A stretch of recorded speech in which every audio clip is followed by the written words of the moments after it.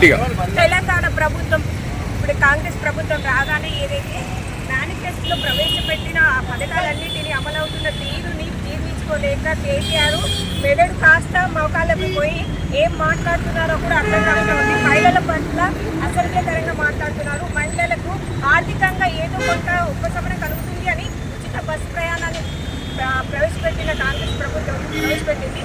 దానిని ఏంటంటే సంతోషించకుండా ఇంకా మహిళలను బ్రేక్ చేయండి అని మహిళలను అవమానపరిచే విధంగా ఉంది కేసీఆర్ గారు. మరి బాబు కేసీఆర్ గారు మరి ఏం వాళ్ళకి ఇలాంటి సంస్కారమే నేర్పించారేమో వాళ్ళకి తెలియదు.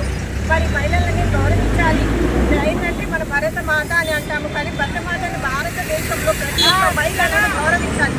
అది మర్చిపోయినట్టున్నారు కేసీఆర్. మరి ఆ ప్రభుత్వం ఉన్నప్పుడు మహిళలను ఇదే విధంగా కించపరిచే విధంగానే మాట్లాడారా? ఒకసారి మీరు ఎంత చూసుకోండి. 10 సంవత్సరాలలో మహిళలు చేసింది ఏమీ లేదు. ఇప్పుడు కాంగ్రెస్ ప్రభుత్వం రాగానే మహిళలకు మంచి ఉపాధిని మేనిఫెస్టోలో ఉన్నవి అన్నీ ఒక్కొక్కటి అమలవుతున్న విధానం అసలు జీర్ణించుకోలేకపోతున్నారు. కాబట్టి ఈ విధంగా అసభ్య పదజాలాలు మాట్లాడుతున్నారు. కేటీఆర్ గారు మహిళా లోకానికి మొత్తానికి క్షమాపణ చెప్పాలని ఈ సందర్భంగా కోరుతున్నారు.